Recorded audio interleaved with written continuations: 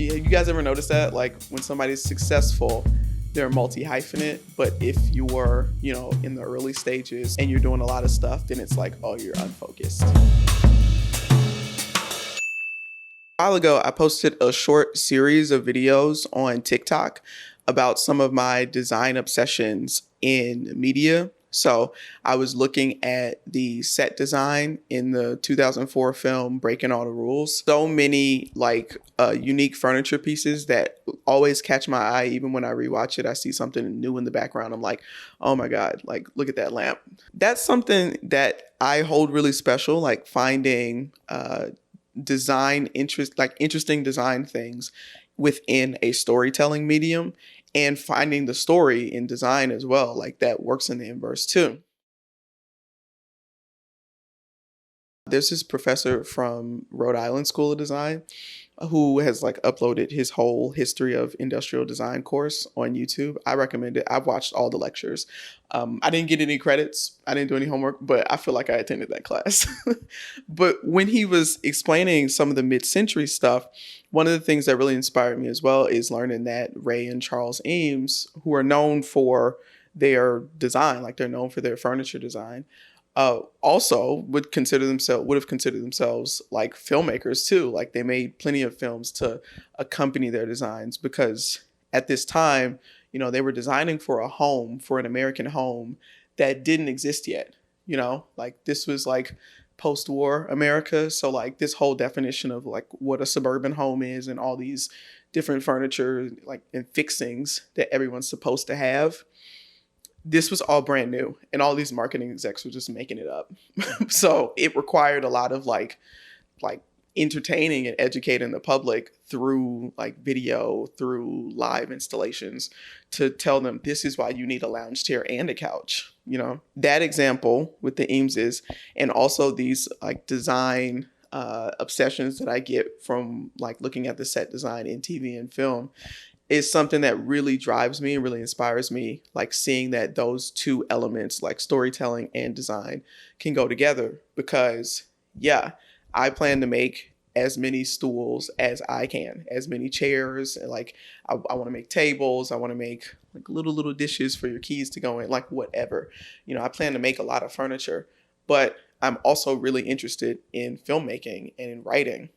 If anything, those are things, writing especially, is something I've been doing way longer than design. So things like these examples are they keep me grounded and make me feel like, okay, yeah, it is reasonable to want to be a master furniture maker and a filmmaker and a playwright and a novelist. Okay, I'm lying about that. Actually, I'm not sure I'm interested in writing a novel, but a novella, certainly, a short story, anthology, certainly. But it's reasonable to want to do all those things in a lifetime. One more example. I love the show Grand Designs. It is hosted by Kevin MacLeod. It's a British show. Somebody's gonna build a unique home. It's unique design, and he just follows them along the journey. What makes it special for me, though, is he's also such a strong orator. I hate that I don't really know how to say that word, orator, speaker.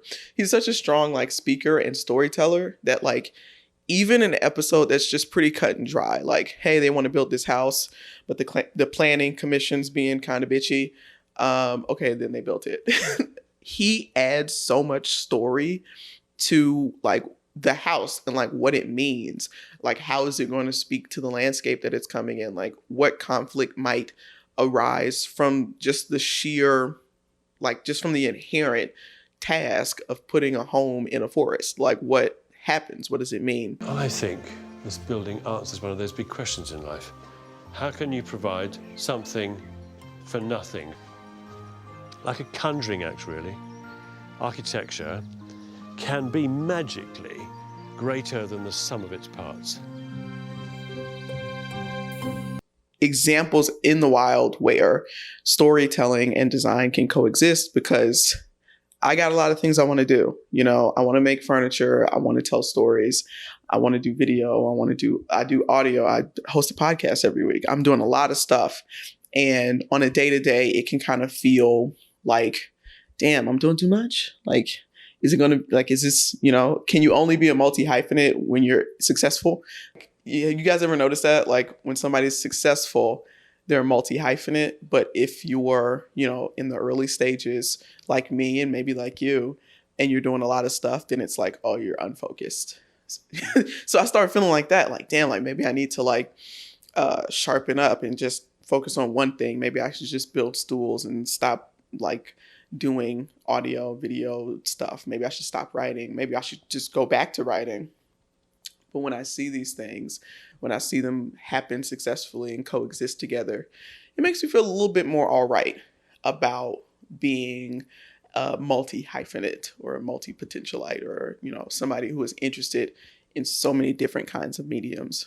And that is a much rarer assurance than, you could go anywhere and anywhere online and content will tell you you need to focus in on one thing. Like, that's a pretty easy message to go get.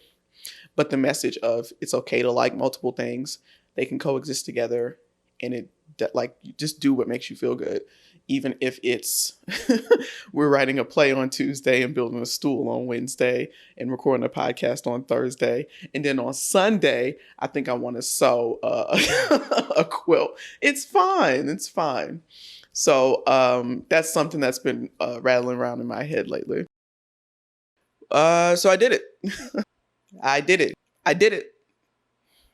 Yeah. It's always weird to kind of be congratulatory in tone like that. I did it. Like, what did I do really? I guess I did do it. I don't know. Gosh, the self-doubt on this one. All right. I have done it. Here's the second stool in the series, stool number 2. Ironically, less toilet looking than stool number 1. First started with this one, not actually from the wood itself, but from the fasteners, from the brackets that I talked to you guys about in episode 1 of At the Wow. I found these L brackets at the Home Depot. I really liked them, and I thought it would be cool and fun to like paint them so that they stuck out more, and like it was more of a highlight of the joint. I really liked the separated joints type of feel I was going for. I feel like that came through in the finished product, and yeah, I like it. I made it with just plain dimensional lumber that I got from the hardware store. This is like a 2x12. And the reason I went with that instead of going back out to the lumber yard to buy some more like good lumber is I just didn't want that to be, I hope you don't hear the sirens going by. I just didn't want that to be a blocker, like to me finishing the next stool and then getting to the next one and the next one. So I just took myself down to the Home Depot and picked up a long 2x12, and I still have a little bit of scrap left. So the next stool I make will probably be out of this same like cheap old pine as well. It also felt good to kind of free myself from like feeling like the stool needed to be super refined and finished and like showroom ready. Because the truth is, if you're making something from a design on a page and you're making it physically for the first time, like, it's like pancakes. Maybe that first one's not going to be the one. You kind of have to take a prototyping mindset to it. I'm pretty happy with this, and it wasn't so difficult. It's the first piece that I made in the shared wood shop that I'm now a member of. I'll put some pictures on the screen. As you know, this is my studio I'm in right now, and I do use it for woodworking. I have some tools here, but, my neighbors probably don't like it very much, and it slows me down. I have a lot of hand tools that I would work with in here, hand saws, hand planes, chisels, things like that. And I love working with hand tools, but hand tools, it's a learning curve, and it's going to be years. It takes years to get proficient enough with hand tools to where you can work at a like good pace, like at a higher speed. A beginner with a handsaw and a set of chisels is going to take a long time to make even a small piece. Me, the beginner. So I joined a wood shop because they have, power tools that I can use. And like for simple things like this, all I need is a miter saw, a chop saw that I can easily make a straight cut. Whereas with a hand saw, it takes all day to make a straight cut because you have to make that first straight cut and then you have to spend the rest of the day checking it and correcting it, trying to get it actually straight because you can't cut straight freehand. That's not like, what are you, a magician? If you can do that, I can't. So yeah, I joined the wood shop. This is the first piece I made out of there. And in my eyes, it's already like worthwhile because this stool took me from the time of buying the wood, it took me like 2 weeks maybe to finish, and that's because I had a bunch of other stuff going on. Whereas the first stool I made took quite a while because I was relying on hand tools and a different woodworking space that was much harder to get time in. So that is that. That is stool number 2. I'm excited, looking forward for stool number 3. I'm challenging myself to finish the third stool within this month, within August, because I would like to do 2 stools a month. And that's a natural segue. I can talk about when I plan on showing my work. I have been focused really strictly on trying to get better from a technical standpoint with my art and with my design work in the past, let's call it 2 years. And that's all I've really been focused on. But this year, I really set out to make more of an effort to connect and like make more community, join community with artists like around me in the city and also just artists in my space, whether that's online or in person. That is much harder to do than beating yourself up about how straight you can cut with a handsaw or like how good your designs are. Way easier to just like think about being technically like perfect, which is useless pursuit. Way easier to do that than it is to like put yourself out there and actually connect with other people who are doing what you're doing. To that end, I have made it more of a point to just like, when I see artists out in public, just kind of say what's up. So I'm walking down the street a couple of weeks ago and see this guy, he's locking up a building. I see him locking up this building that I always walk past. There's no windows, so I don't know what's in there, but it does have a really, really interesting mural on the side. So I say, hey, do you know what this is? What is this? Is this a store, a studio or something? And I guessed right, it was a studio.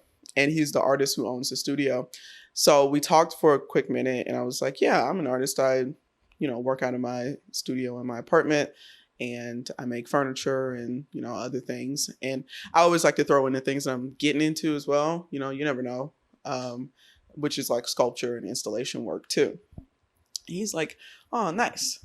The wonderful thing about introducing yourself in an aspirational sense to strangers is that they don't know that like that you're like full of self-doubt or like that you're just starting out. They don't fucking know that. So he's like, oh, neat. Like, is there any way I can see your work? Do you ever have open studios? And I know what an open studio is, but I've never had one. I've never even been to one. And I go, oh yeah, I mean, totally. I haven't had one. And I haven't had one since I moved here. I haven't had one at all.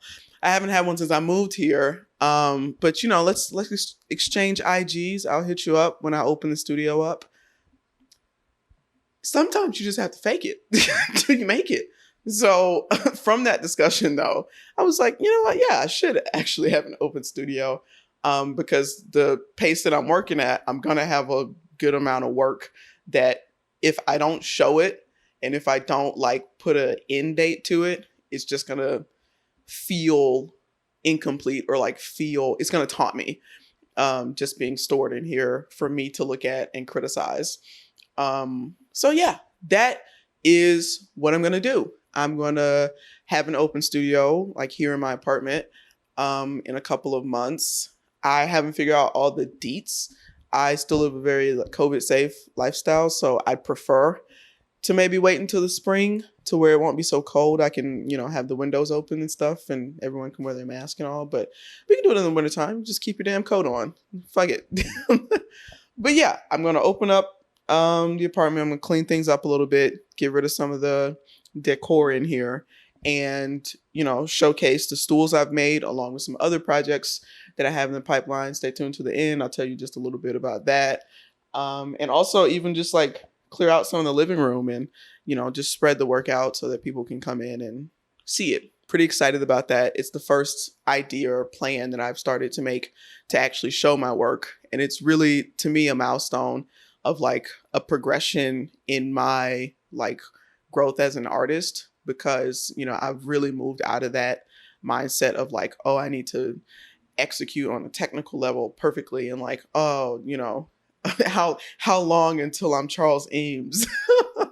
I've really moved out of that into more of like, hey, make whatever's true for me right now, and like whatever is true of my abilities and true of my like interests and desires right now, and show it. Like, you don't have to hide these things until it's, perfect in your eyes,